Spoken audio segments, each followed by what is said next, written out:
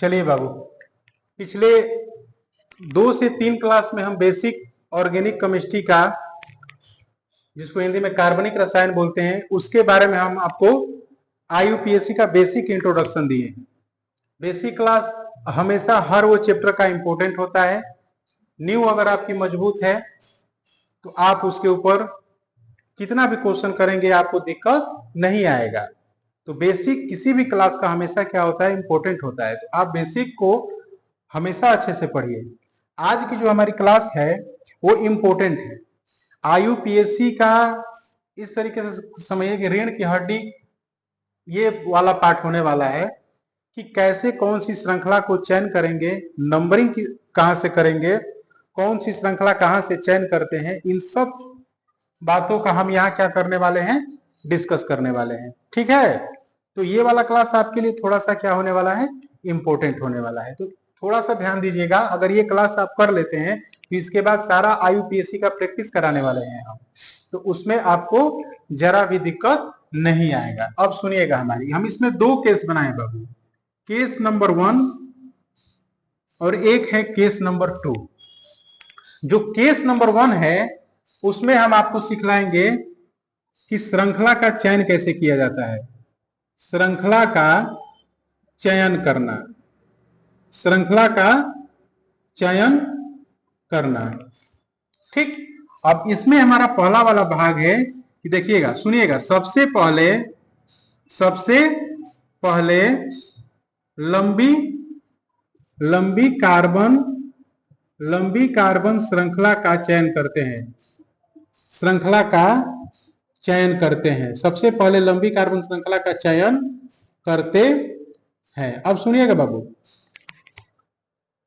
कोई भी मान लीजिए कि हम हाइड्रोजन से पूर्ति नहीं कर रहे हैं, डायरेक्ट कार्बन बना रहे हैं, आप हाइड्रोजन से जोड़ लीजिएगा, ऐसे समझिए। आप समझिए हमारी बात को हम कहना क्या चाहते हैं। देखिए, जैसे ये वाला आपके पास कार्बन की श्रृंखला है,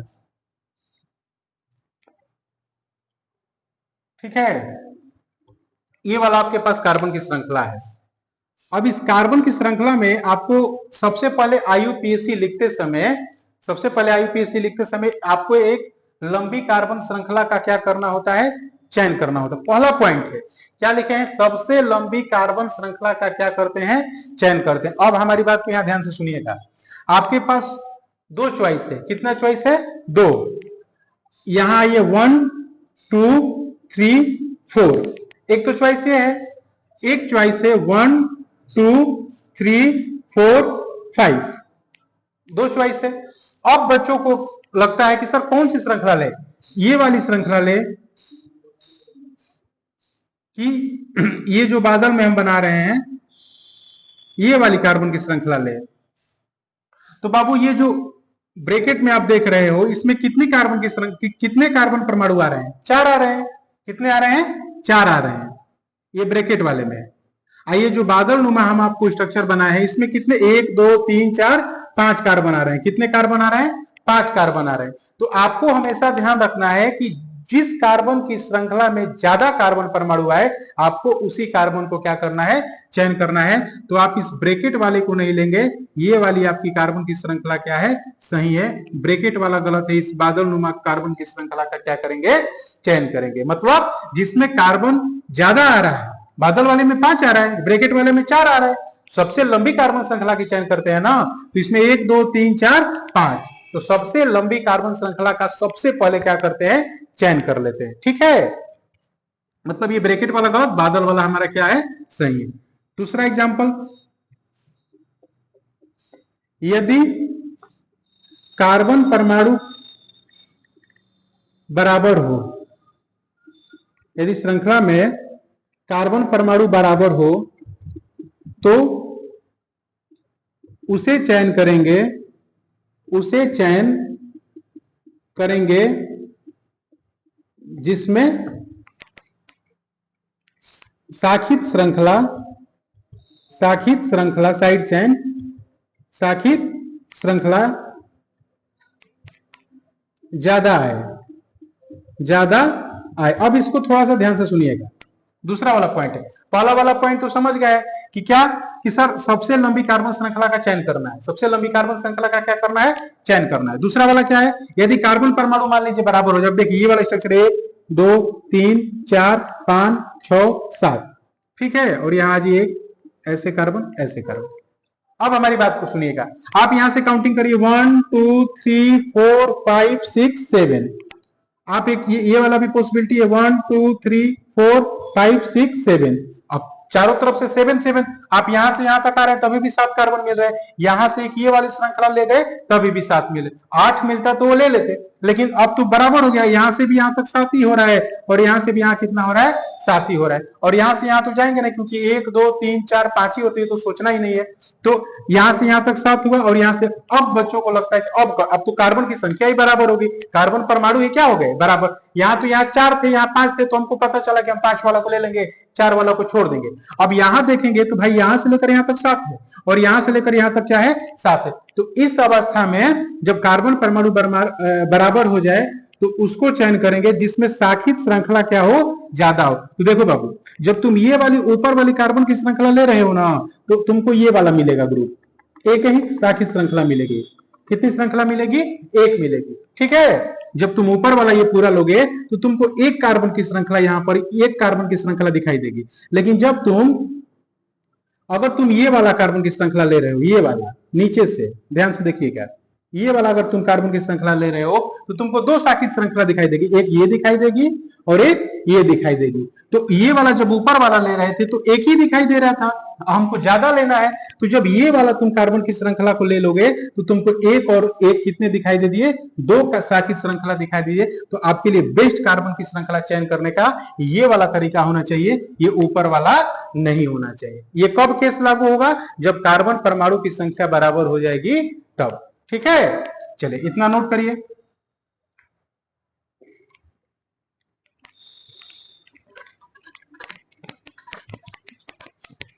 अब सुनिए, पहला वाला केस नंबर हम लोग क्या पढ़ रहे हैं, केस नंबर फर्स्ट पढ़ रहे हैं, कार्बन की श्रृंखला का चयन कर रहे हैं, कार्बन श्रृंखला का क्या कर रहे हैं बाबू, चयन कर रहे हैं, ठीक है। अब सुनिएगा, जैसे तीसरा वाला एक और इसमें केस है, यदि श्रृंखला में चयन करते समय, यदि श्रृंखला में डबल बॉन्ड, ट्रिपल बॉन्ड या क्रियात्मक समूह, फंक्शनल ग्रुप आए तो उसे ही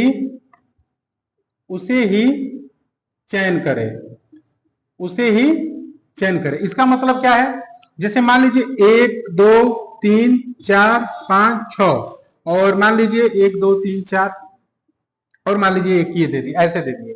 अब आपको इसमें करना है कि इसमें आप कौन सी श्रृंखला लेंगे, तो आपके अंदर तुरंत पुटअप होगा पहला वाला पॉइंट कि सर बोले हैं कि सबसे लंबी कार्बन श्रृंखला का चयन करते हैं, तो आप कहोगे सर 1 2 3 4 5 6।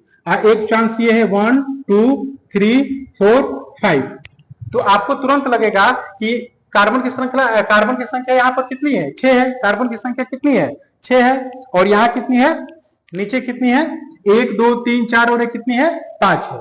तो आपको लगेगा कि 6 वाले ले लेना चाहिए क्योंकि सबसे लंबी कार्बन श्रृंखला लेते हैं। लेकिन आपको थोड़ा सा ध्यान रखना है बाबू, जब भी डबल बॉन्ड आ जाए, ट्रिपल बॉन्ड आ जाए और क्रियात्मक समूह अगर आपको कार्बन की श्रृंखला में दिखाई दे, अगर आपको कार्बन की श्रृंखला में डबल बॉन्ड, ट्रिपल बॉन्ड और क्रियात्मक समूह दिखाई दे, तो थोड़ा सा आपको केयर क्या करना है कि आपको कार्बन की श्रृंखला कितनी भी बड़ी हो उसको छोड़ देना है। अगर आपके कार्बन की श्रृंखला में डबल बॉन्ड आ रहा है तो आप उसी कार्बन की श्रृंखला को चयन करेंगे, ये भले ही 10 कार्बन हो, उससे लेना देना नहीं है, ठीक है। जैसे एक एग्जांपल और दे रहे हैं, मान लीजिए कि 1 2 3 4 5 6 7 8, ठीक है। और यहां मान लीजिए CHO, ये फंक्शनल ग्रुप होता है, आगे इसको डिस्कस करेंगे। तो आप कहोगे कि सर ये वाला कार्बन की श्रृंखला ले ले, नहीं, ये वाला कार्बन की श्रृंखला आप मत लीजिए। आप कौन सी कार्बन की श्रृंखला ले लीजिए, तो ये वाला लीजिए। क्यों, क्योंकि इसमें आपको क्या मिल रहा है, functional group CHO aldehyde group मिल रहा है, ठीक है। तो यदि आपकी कार्बन की श्रृंखला में डबल बॉन्ड, ट्रिपल बॉन्ड या क्रियात्मक समूह है, तो आपकी कार्बन की श्रृंखला भले ही कितनी लंबी हो, अगर आपका उसमें क्रियात्मक समूह आ रहा है तो भले ही छोटी आ रही है तो क्या, उसी को ले लीजिए, छोटी श्रृंखला आ रही है तो क्या उसी को ले लीजिए, क्योंकि इसमें आपका क्या आ रहा है, क्रियात्मक समूह आ रहा है। ये भले ही 5 कार्बन है लेकिन इसमें क्या आ रहा है, डबल बॉन्ड आ रहा है, तो डबल बॉन्ड को प्राथमिकता पहले देंगे, ट्रिपल बॉन्ड को प्राथमिकता पहले देंगे, क्रियात्मक समूह को प्राथमिकता पहले देंगे। उस स्थिति में हम लॉन्गेस्ट कार्बन की श्रृंखला को क्या करेंगे, छोड़ने का काम करेंगे। क्या करेंगे, छोड़ने का काम करेंगे। ठीक है, चलिए इतना नोट करिए। तो अभी तक हम लोग क्या डिस्कस किए हैं बाबू केस नंबर फर्स्ट में, कि जैसे मान लीजिए 1 2 3 यहाँ C2H5 लिखा हो, यहाँ C2H5 लिखा हो, यहाँ C2H5, सिंपल। यहाँ कोई डबल बॉन्ड नहीं है, कोई ट्रिपल बॉन्ड नहीं है, कोई क्रियात्मक समूह नहीं है। तो जब भी आपको सिंपल फॉर्म दिखाई देना तो आप इस श्रृंखला को खोलो। 1 2 3 है ना, तो 1 2 3। इस कार्बन के नीचे कितने कार्बन है, 2 है ना, तो 1 2। इस कार्बन के नीचे भी कितने कार्बन है, 2 है। इस कार्बन के नीचे भी कितने कार्बन है, 2 है। ठीक है, और सबसे लंबी कार्बन श्रृंखला तो देखो 1 2 3 4 5 6, 1 2 3 4 5 6 7। तो आपको सबसे लंबी कार्बन श्रृंखला आपको यहाँ पर दिखाई दे रही है, तो आप इस कार्बन की श्रृंखला को लोगे, क्योंकि इसमें ना डबल बॉन्ड है ना ट्रिपल बॉन्ड। जब डबल बॉन्ड ट्रिपल बॉन्ड नहीं होगा तो सिंपल आपको ना सबसे लंबी कार्बन श्रृंखला को क्या कर लेना है, चयन कर लेना है। अगर आपके कार्बन की श्रृंखला में डबल बॉन्ड ट्रिपल बॉन्ड या क्रियात्मक समूह आ गया तो भले ही कार्बन की श्रृंखला कितनी भी बड़ी हो, अगर हमारे कार्बन की श्रृंखला को चयन करते समय डबल बॉन्ड ट्रिपल बॉन्ड या क्रियात्मक समूह आ रहा है तो उसको कवर करेंगे। उस अवस्था में लॉन्गेस्ट कार्बन की श्रृंखला को हम क्या करेंगे, छोड़ देंगे। ठीक है, चलिए ये तो हमारा केस नंबर फर्स्ट हो गया, जिसमें हम लोग कार्बन की श्रृंखला को क्या किए हैं, चयन किए हैं। कार्बन की श्रृंखला को क्या किए हैं, चयन किए हैं। अब हम लोग पढ़ने वाले हैं केस नंबर 2, जिसमें अंकन करेंगे। अब हम लोग क्या पढ़ने वाले हैं बाबू, केस नंबर 2, इसमें नंबरिंग करेंगे, अंकन।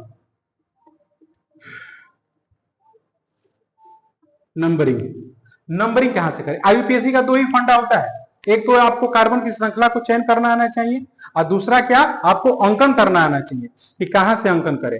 तो केस नंबर सेकंड में हम आपको सिखला रहे हैं पॉइंट नंबर फर्स्ट, कि जिस तरफ से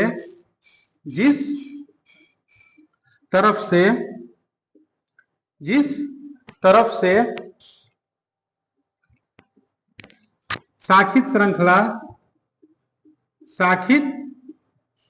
श्रृंखला यानी साइड चेन पास हो। बहुत सिंपल है, जिस तरफ से शाखित श्रृंखला का हो, पास हो। जैसे मान लीजिए कि ये आपको एक कार्बन की श्रृंखला दे दी गई, यहां पर मान लीजिए मेथिल ग्रुप जोड़ दिया गया। अब कहा गया कि इसका अंकन करिए, तो आपके पास 2 पॉसिबिलिटी है। कैसे है, तो सर कार्बन की काउंटिंग 1 2 3 4, एक तो ये चांस है, दूसरा वाला 1 2 3 4, एक ये है। तो कौन सा काउंटिंग सही है, राइट टू लेफ्ट जा रहे हैं वो वाला काउंटिंग सही है, कि लेफ्ट टू राइट जा रहे हैं ये वाला काउंटिंग सही है। तो हम क्या लिखवाए हैं, जिस तरफ से शाखित श्रृंखला पास हो। तो बाबू जब तुम राइट टू लेफ्ट जा रहे हो ना, तो देखो ये मेथिल मिथाइल ग्रुप को कौन सा नंबर मिल रहा है, CH3 को कौन सा नंबर मिल रहा है, 3 नंबर मिल रहा है। और जब तुम राइट टू लेफ्ट जा रहे हो तो इसी मिथाइल ग्रुप को कौन सा नंबर मिल रहा है, 2 नंबर मिल रहा है। तो 3 और 2 में छोटा कौन है, 2 छोटा है, तो 3 वाला गलत हो जाएगा, 2 वाला छोटा मतलब सही हो जाएगा। इसका मतलब ऊपर वाला गलत है और नीचे वाला क्या है, सही है। ठीक है, जिस तरीके से काउंटिंग में देखो, इधर से आ रहे हो तो मेथिल को कौन सा नंबर मिला है, 3, और इधर से जा रहे हो तो कौन सा नंबर मिल रहा है, 2। तो सिंपल ध्यान रखो, जिस तरफ से शाखित श्रृंखला पास में पड़ती है मिनिमम अंक मिलता हो, उसी तरीके से कार्बन की क्या करते हैं, अंकन करते हैं, काउंटिंग करते हैं। ठीक है, जब दूसरा वाला, यदि एल्किल ग्रुप समान दूरी पर हो, यदि एल्किल ग्रुप कार्बन के समान सिरों से दूरी पर हो, तो अंकन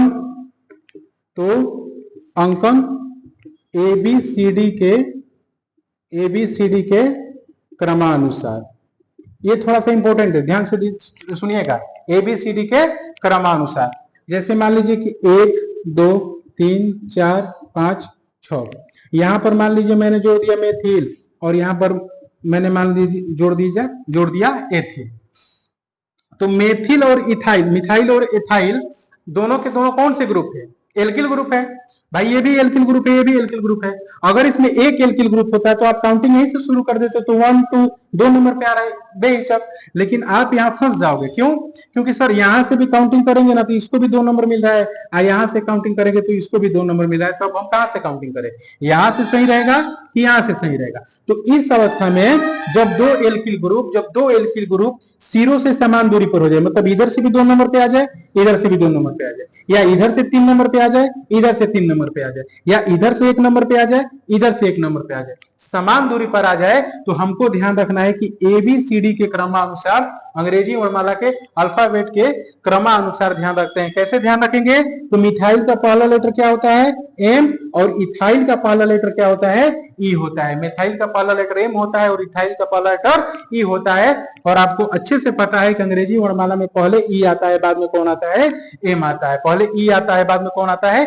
M आता है। तो बेहिचक हम बिना सोचे कार्बन की काउंटिंग वहां से शुरू कर देंगे जिस तरफ से कार्बन ABCD में जो वर्ड पहले आता है। तो E और M में पहले कौन आता है? E आता है। तो कार्बन की काउंटिंग E वाले के तरफ से शुरू हो जाएगी। ठीक है, चलिए इतना नोट करिए।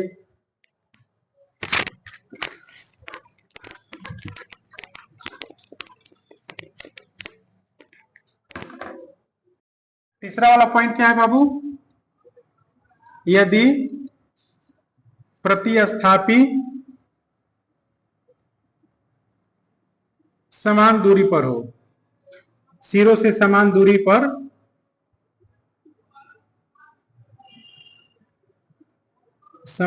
पर हो, तो क्या करेंगे? जैसे कार्बन कितने हैं? 5। मान लीजिए ऐसे 1 2 3 4 और 1 5, और यहां मान लीजिए बाबू मैंने क्लोरीन जोड़ दिया और यहाँ क्या जोड़ दिया? ब्रोमीन जोड़ दिया। ये दोनों के दोनों प्रतिस्थापी है। एल्किल ग्रुप तो कौन कौन सा होते हैं? मेथिल, एथिल, प्रोपिल, ब्यूटिल, ये सभी के क्या, ये सब क्या कहलाते हैं? एल्किल ग्रुप कहलाते हैं। और क्लोरीन, ब्रोमीन, आयोडीन, ये सब क्या है? प्रतिस्थापी है। सब क्या है? प्रतिस्थापी है। तो यदि प्रतिस्थापी समान दूरी पर हो तो ABCD के क्रमानुसार, ABCD के क्रमानुसार, मतलब ABCD के क्रमानुसार करेंगे। कैसे करेंगे? तो यहां देखिए बाबू, क्लोरीन का पहला लेटर क्या होता है? C। ब्रोमीन का पहला लेटर क्या होता है? B। क्लोरीन का पहला लेटर C और ब्रोमीन का पहला लेटर B। और आपको अच्छे से पता है कि अंग्रेजी वर्णमाला में पहले B आता है, फिर क्या आता है? C आता है। तो हम काउंटिंग कहां से कर देंगे? जिस तरफ से ब्रोमीन है, तो 1 2 3 4 और क्या हो जाएगा? 5। ये वाली काउंटिंग हमारी क्या हो जाएगी? सही हो जाएगी। अंकन हमारा क्या हो जाएगा?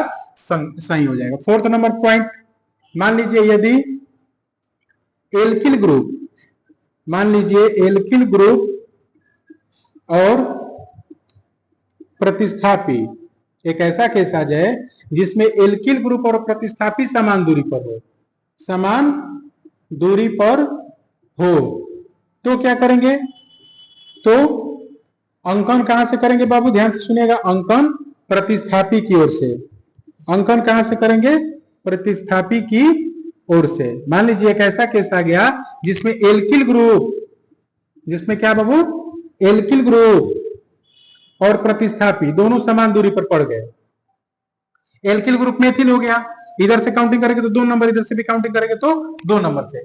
तो जब भी मान लीजिए समान दूरी पर दिखाई दे, यहाँ पर मान लीजिए मेथिल दिखाई दिया और यहाँ पर क्या दिया? प्रतिस्थापी क्लोरीन दिखाई दिया, तो हम काउंटिंग बेहिचक कहां से शुरू करेंगे? प्रतिस्थापी की ओर से करेंगे, एल्किल ग्रुप की ओर से नहीं करेंगे। तो काउंटिंग कहां से शुरू हो जाएगी? यहां से 1 2 3 4 5। क्यों? क्योंकि यही प्रतिस्थापी है। और जब भी एल्किल ग्रुप और प्रतिस्थापी सिरों से समान दूरी पर आ जाए ना, तो हम काउंटिंग कहां से कर देंगे? प्रतिस्थापी की ओर से। तो क्लोरीन की ओर से कर देंगे, एल्किल ग्रुप मेथिल की ओर से नहीं करेंगे। ठीक है, एक और केस है, इसको रफ करते हैं।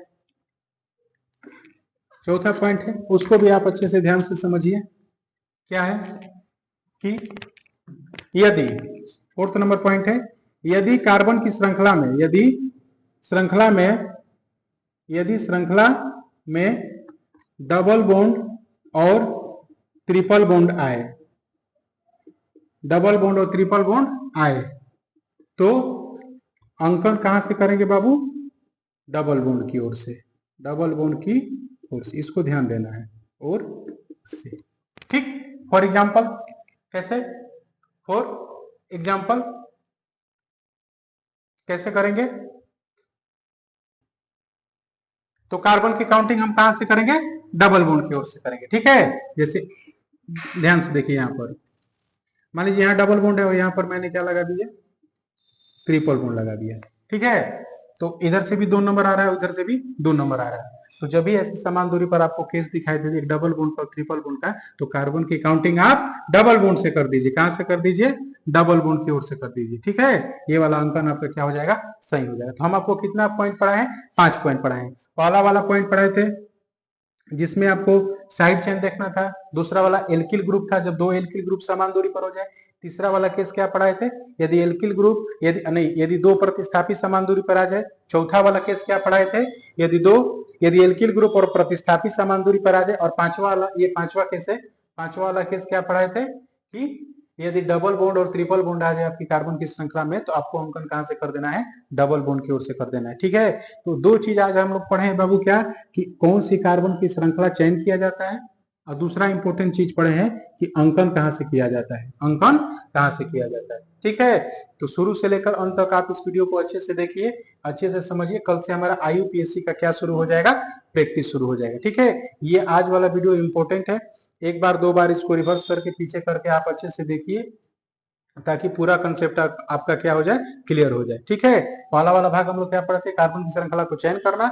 दूसरा वाला भाग पढ़े थे कि कहां से अंकन किया जाता है। सभी चीजें हम यहाँ क्लियर करा चुके हैं, आप एक बार अच्छे से 1 बार 2 बार पढ़िए, इसको समझिए, और कल से हम लोग IUPAC की क्या करने वाले हैं, प्रैक्टिस करने वाले हैं। ठीक है, चलिए आज के लिए इतना रहने देते हैं, कल फिर मिलते हैं एक नए वीडियो के साथ। तब तक के लिए थैंक यू।